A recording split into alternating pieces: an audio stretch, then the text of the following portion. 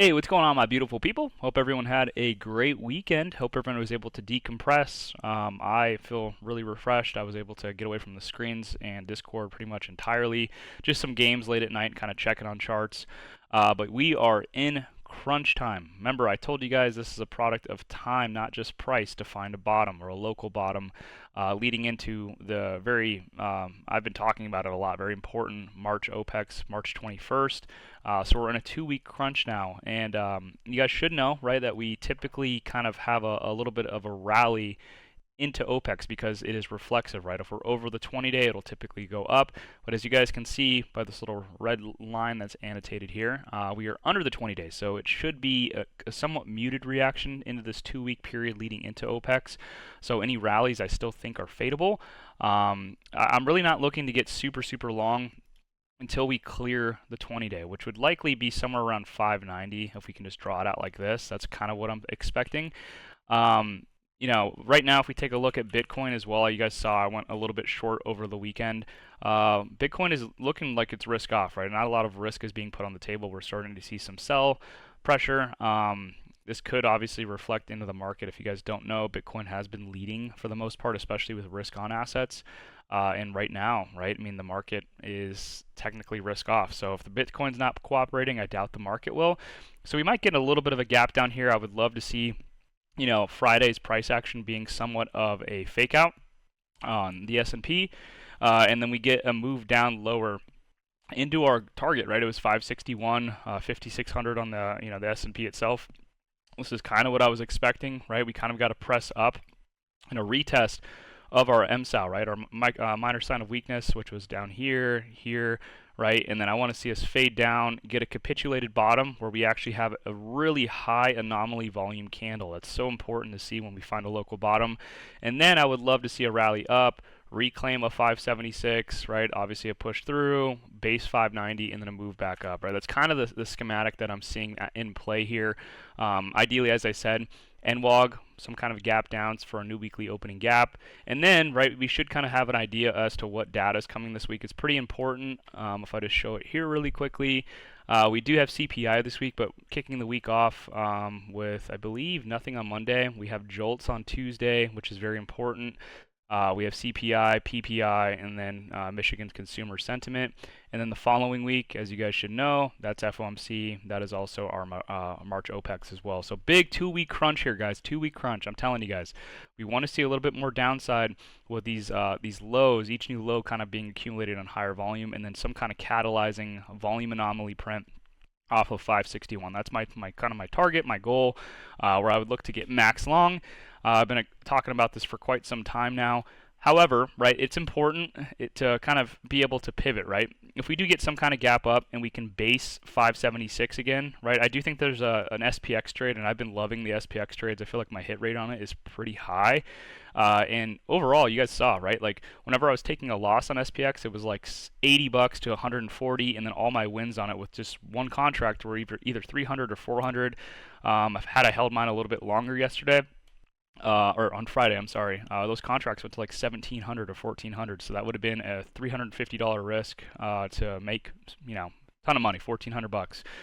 So I've been loving the SPX trades on scalps to the upside. So this could be an SPX trade. If we do gap up, we pull back and we base 570, 674.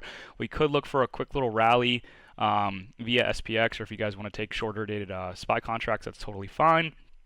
For a move up into these dark pool prints here at 583. I noted these out for everybody. Hopefully you guys marked them. I think it was 42. So 42 dark pool ask, right? So I'm just going to go ahead and label that on the side here. That could be a little rally that we see there. Shoot, if we kind of break through that or base that and turn those asks into support, and they start bidding that level, we could get an extended rally where this ends up kind of consolidating here, right? Something like this, and then it rallies up into the 20-day. And those other dark pool prints that were sitting right around 591.34, right? This is a big spot, right, on the chart. And I really think, like I said, we could get max bull if we can hold above this. This is a simple progression gap. This is the 20-day. This is kind of like our break of structure. So there's a lot of confluence here for a big move all the way up into 610. And I would look to re-enter those June 610 calls. I'm kind of happy with the fact that I trimmed them on Friday. I didn't get caught in the euphoria, like this could go higher, right? It was also a weird timing, like as it broke, I don't know if you guys saw, as it broke through. This is also, guys, if you guys don't remember, I did incorporate a little bit of ICT concepts into my trading. I really like the silver bullet. I like the NWOG style. Obviously it ties really nicely into Wyckoff. I mean, that's all ICT is, Wyckoff, but kind of using the time frame setups. But if you guys remember, once it broke through, I believe it was this here, I had it drawn out right here. Once it broke through that old lower high bottom, so remember it had a bounce here, a lower high, came down, kind of accumulated, and then it ripped. Once it came through here, what we ended up seeing was a TGIF setup, right? If you guys haven't seen it, go back and look through the educational videos, but this was kind of what I was expecting. It was a rally up, and then if we take our Monday high, which was, let's go to Monday. Let me delete my EMAs really quickly. This will be a short tangent, I promise. It won't be anything super long, but you guys should remember, if you take your Monday high, which was up here, we'll grab our fibs, we pull it to what the low was, right? This usually only rallies up into the 2.36 or the 382, right? So these are marked in black. So you guys can see we literally went through the 236 and we hit the 382 almost perfectly. That coincided with our 576 level. So this upside move should be done. I do think this was a bull trap. And then we should get a move lower into 561. That's where I'll kind of look to go max long. Hidden little gap here that not a lot of people know about, and that's why I've been targeting it. But yeah, this is really what I'm looking at, guys. And as I said, if we gap above 576, quick scalp to 583. That's like the only thing on the cards for this going into this week. But yeah, as I said, right, reflexive. A lot of people don't understand in this 2-week window into March OPEX, Vonacharm, the flows do return. However, we are underneath the 20-day, right? So muted reaction, muted flows shouldn't really carry this too far. And if it does, we can still have a Vana squeeze to the downside, right? A lot of people know about Vana squeezes to the upside. As this is very reflexive, this could just be to the downside now. So important to note that. And just be aware that it's still kind of a scalper's market to the upside until we can reclaim the 20A, which I've noted is right here at this red line here at 590, right? So just be careful. But overall, right, this is the window that we're looking to start kind of getting our longs shaped up, right? So very, very important to keep that in mind. And yeah, that's really what we're looking for here. Now, let's jump into some individual setups. You know, I don't know if you guys like watch Chem. He was talking about like a 10% drawdown. We're right around 7%. But it's important to remember that the QQQ or the Nasdaq led the market, right? And if we take a look at its high down into the current low, that was roughly 11 to 10%, right? So this could theoretically be bottom. That's why it's important to be able to pivot if we do get a gap up and we start holding some of those important levels. So just kind of keep that in mind. We already kind of saw the 10% move on the leader, right? So very, very interesting little setup that we have going into the final 2-week process here. But overall, all the levels look good. Everything should kind of clear out. You don't have to have too much clutter on here. This is really all we're looking at, right? So let's jump into some individual names now. Okay, I've been saying Google is probably the best looking Mag 7 name. And this has held up really well, right? There's no way around it. If we kind of like take a look at it from just the weekly perspective, it looks like it bounced from nothing. Maybe this little lower high range that we had here, you guys can see it rejected, it broke out, kind of based it, and then it ripped from this. Still held that level really nicely. Or what we can do is simply pull our swing low to our current swing high, right? It pulled right down into the 618, right around 170.07, so just 170 if you want to round it out. Held the 618, good volume, little hammer candle came here. And if the market is to rally, I mentioned earlier, right, that SPY is definitely on the table for a quick SPX scalp, but also, right, I mean, this is a position that I have on the board currently, but I'm waiting for a break above this key spot here. These progression gaps are always very, very important. I always recommend you guys have them on your charts and kind of keep them as long as we're in, you know, the imminent range of that progression gap, and to see how it plays around that progression gap, whether it's a low or the high. In this case, the low is the first imminent part of it, right? And if this is likely going to be a resistance, we're consolidating just below. But if we can get a break over 175, high volume, of course, we want to be able to see those sellers get absorbed, and then bidders kind of extend it higher, and then we get some kind of divergent pullback, and then it holds as support. I did say I'm probably going to put a 10 to 15K position into the 180 calls for April 17th. Still standing by that, but we do have to absorb 175 and kind of base that as support. And yeah, this is probably my top long. The contracts are still priced relatively nice. I think they're like right around $400 per.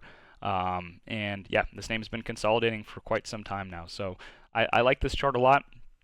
For just that quick move to 180. Once again, if we can kind of break 180, top of the progression gap is really important, where if we can get above that and then base this, there's a whole new trade that sets up. Don't feel like you miss this if you don't have the 180 calls. Excuse me, I do think that this can then rally off 182.85, which is this progression gap once again, and make its way up into this 191 earnings gap, right? I think this is the ultimate goal, where I think that this can then trade up into 191, likely get some kind of flag down, and then we're looking for a pop, break and base into the gap, right? Whether it consolidates or just a pullback and go.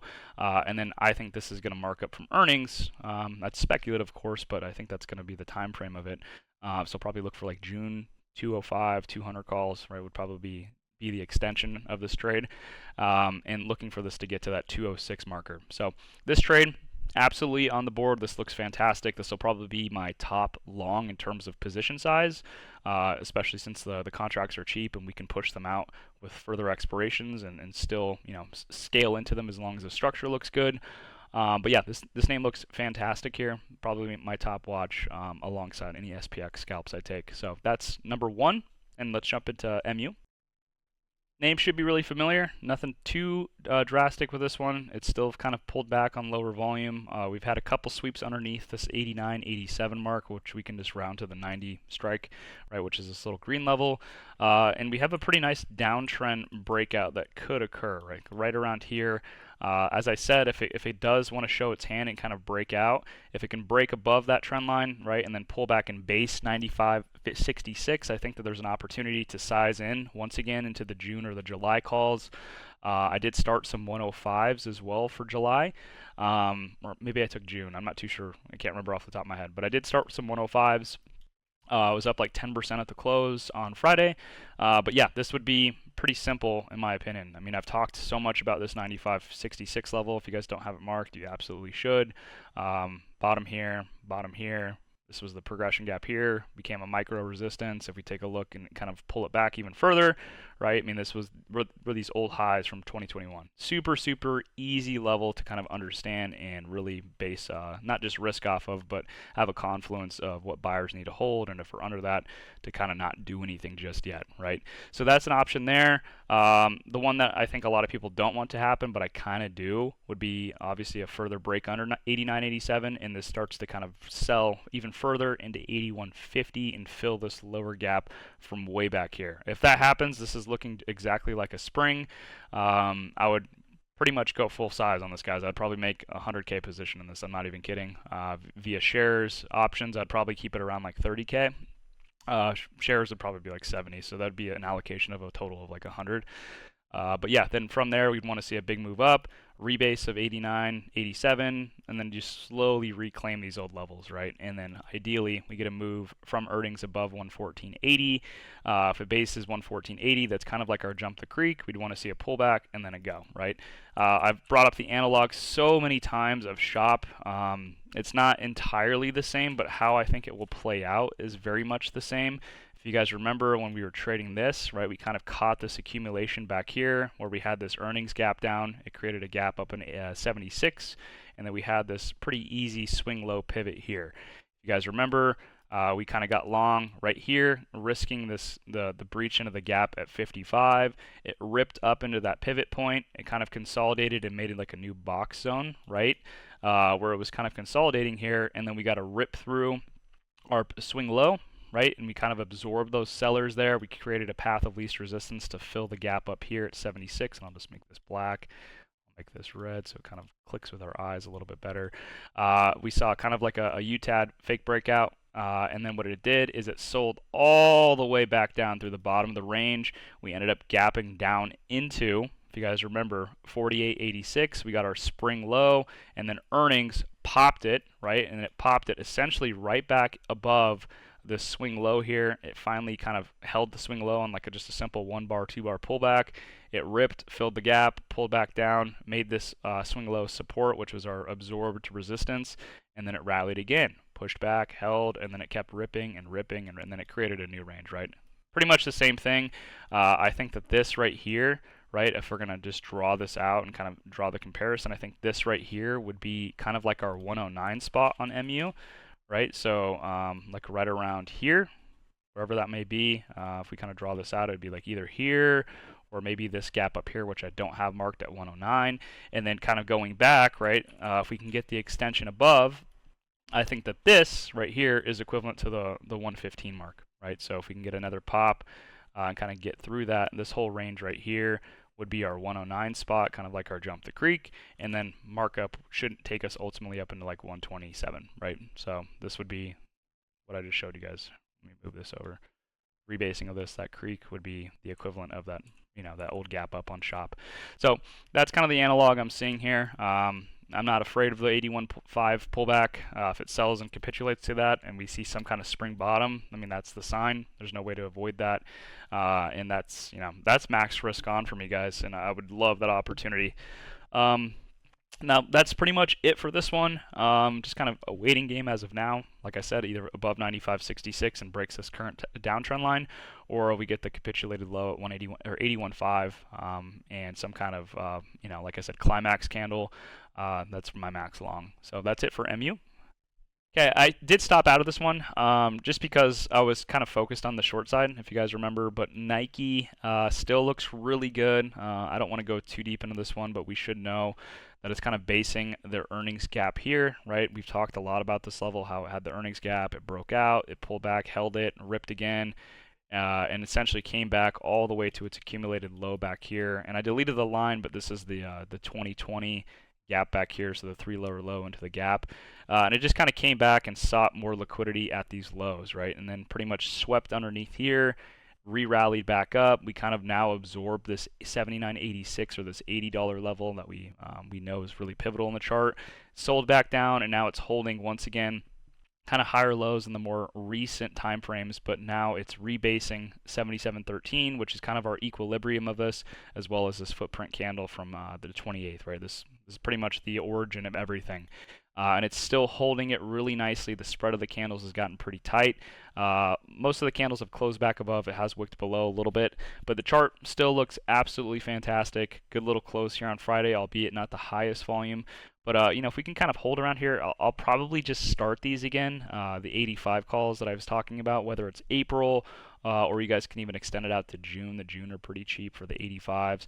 But you know, same process applies. I think if we can get a rip back above 79.86, base it, I then think it has a pretty clean pathway up into 85 or 89, right? Somewhere into this gap up here.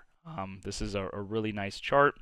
As I said, I do think that there's going to be some, I wouldn't say like fundamentals that come from it, but I do think there's going to be something that happens with like the tariff side of things. As you guys know, like a lot of companies are taking a lot of their production and manufacturing from China or overseas where they were getting cheaper labor in order to avoid tariffs. They're now coming to the United States. We saw it with Apple. We've seen it with a couple other companies.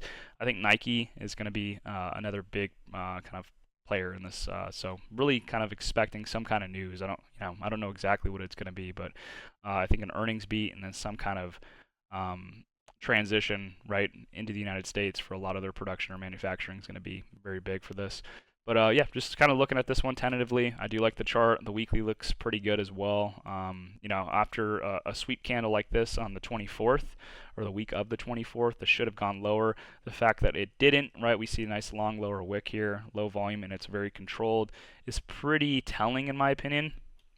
So I definitely want to just kind of keep this one on watch. Like I said, it's either April 17th, 85 calls, or maybe June, or kind of what I'm looking at. And yeah, absolutely love this chart, and I definitely think it needs to stay on watch as one of our top focuses.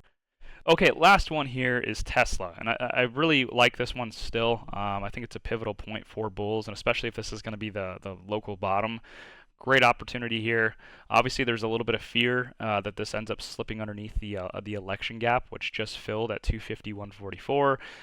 But it's a pivotal point, right? Bulls, I don't think, want to give back the election gap and kind of slide a little bit lower into the earnings gap, right, which would be down here. This is a very, very big double progression gap that we have, where Bulls need to essentially. This is the line in the sand. They don't want to lose any progress here. If they lose the election gap, right, it's very easy that we can then slip into 242 and then fade that move. I mean, why not at this point? This chart has been, I think, beaten down almost 50%. Yeah, right around 50%. This is the line in the sand, and I really kind of like this for shares right around 251. Maybe one more add off of like 242, and then from there I might consider just kind of holding this out into 213 to add again at 213, with risk being obviously 213. If this breaks 213, there's this hidden gap way down here, down to 147. You don't want to be holding through that, right? I mean, there's way more opportunity you could use your cash for, and then that drawdown, it wouldn't be worth it, right? So I'm kind of looking for some adds here, whether we open a little bit lower back near 251 or we kind of gap down closer to 242. All in all, my adds, I'm kind of just looking for like this general area, right? And this little highlighted zone. And we talked about the pathway for this one. It's going to be a little bit more difficult. If it was to rally, right, we would expect kind of a push up at a 284. I would expect sellers to try to be aggressive here and pull this down. Ideally, some kind of low volume divergent flag, or altogether it just kind of breaks above. But then through there, we have this weird spot at 230, right? 230 is pretty big. It's this kind of weekly breakout here from July highs. I definitely could see it, pushing up to that, but then rejecting and then pulling back and then basing 284. I don't know exactly how it's going to happen, but once we clear through 300, I think we have a pretty easy pathway up into 324. 324 is this little small progression gap from back here, which was another gap up that Tesla experienced. And then really, I think this trade unlocks via an options perspective. If we can clear 324, it lines really nicely with the 20-day on SPY. And we also have kind of like our last lower high bounce here. So progression gap. We pulled back down, we bounced off of this level, we had a lower high, and then we broke back underneath this. So if we can reclaim 324, right, and just kind of hold this, I think it really unlocks kind of a new level, right, for this to kind of push up into 373, which would be this prior low, right? So we pulled back down, we had a bounce here, we had kind of a close bounce here, we had another bounce here, we even retested it here on the 7th. Obviously, as it broke down and made a lower high, it kind of pushed right back into this realm for this lower high back on March or February 19th. So there could be a really nice 324 break and base for calls up into 370. I know that sounds kind of crazy. And then you need to consider, right, there's this unfilled gap here that I think that we could easily target. If we just make this black, I'll kind of highlight this as well. Right there, right? So 383 to 404. I think this is a pretty sick chart if we can get above 324 with some of those easier targets being 373. So I'd probably use like a 370 call, and then obviously the ability to extend a little bit further than that up into 383 and to 404. So I'm definitely watching this. But as of right now, just to kind of reiterate, I like this for shares only, right around this 251 to 242 zone. And then letting it kind of do its thing. If it can claim 300, hey, that looks great. I'm just going to continue to hold my stuff. But once this really sets up an options trade, in my opinion, is once it claims the kind of this area up here at 324, I'll start to look for calls up into 370. 380, 400, right? And that's kind of my goal there. And then if we can ideally flip this whole range, right, I do think that this is really going to rip, right? I think this has potential to kind of go to new highs. This is one of those things where it's kind of leaving behind hidden gaps as well, from here, obviously, to like here. And this is a smaller one, but this Tesla tends to do this, right? AMD used to do this, NVIDIA does it a lot, where they'll kind of accumulate on these kind of crazy downside moves, and a lot of people get scared out of them. Right, but they leave behind tons of little gaps for this to mark up through with very, very clear pivot points on the chart. So, there's a lot of opportunity for this to go back, dare I say it, to 450. But it does have to reclaim some stuff and kind of prove itself. But as of now, I like the passive approach of taking some shares here. If you guys remember, I had shares back here. I think it was like what was it? It was like 3 something. or no, sorry, two something. I don't remember the exact number. I took them on my Thinkorswim account.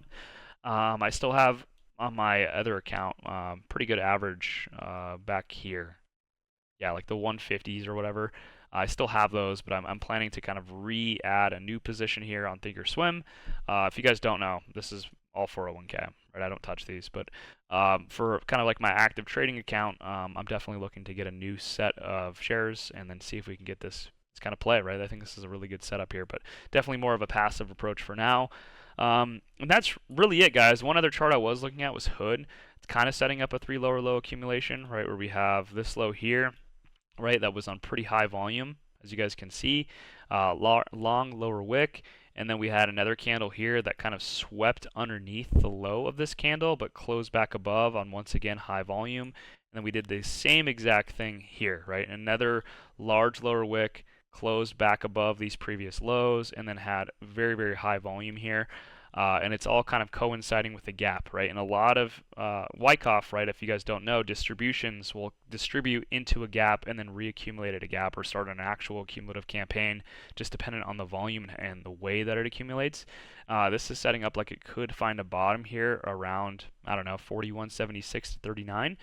Something that I am definitely watching, right? Definitely watching. And I think if this name can kind of find a bottom, right, and really start to kind of make its way back up, this has opportunity to make its way back up into this progression gap, right? These are usually very, very safe targets for the charts.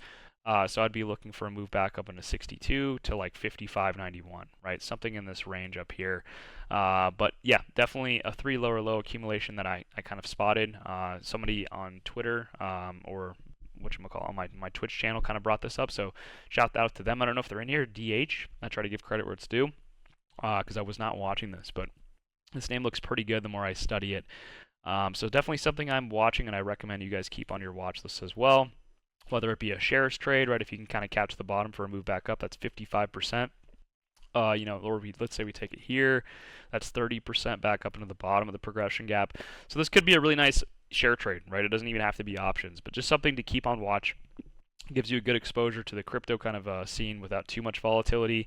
Obviously, they're their own entity as well, their own very profitable business, making a ton of change. I've talked so much about Hood, guys, so I mean, this is a great company. So I definitely think this could just be a fundamental play with a good chart that lines up really nicely. So that's pretty much going to be it, guys. I only have like 5 charts on watch, 4 charts on watch technically. And that's really it. So just wanted to cover this really quickly. I'll see you guys on Monday. Markets open a little bit earlier for me, so I might struggle for the first week or so. Markets typically open at like 6:30 or no 7:30. I wake up at like 5:36. Now markets open at 6:30, so I have to wake up at 4:34. It might be hard, but I'm definitely gonna do my best while I get acclimated back to the daylight savings change. But that's going to be it, guys. I'll see you guys tomorrow. I'm very, very excited. Hopefully you guys can just kind of hear it in my voice because, dude, I think this is good potential for us nearing a bottom. And then if we can catch this, right, I mean, we have opportunity.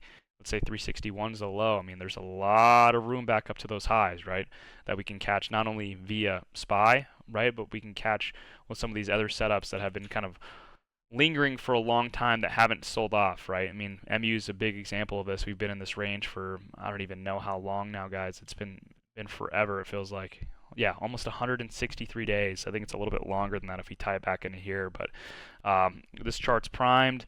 Google looks excellent, right, and has held up really well off of that 618. So there's a lot of opportunity if the market is to find a bottom. Some of these names that have displayed relative strength or have just been kind of range bound have a major opportunity to catch a good bid. So very excited. Hopefully, a lot of these names play out, and we don't have to have all of them. We just have to have a couple. And I've said Google, MU, I think are the main 2. Nike would be a nice little kind of like pepper on top, salt on top, whatever you guys want to call it.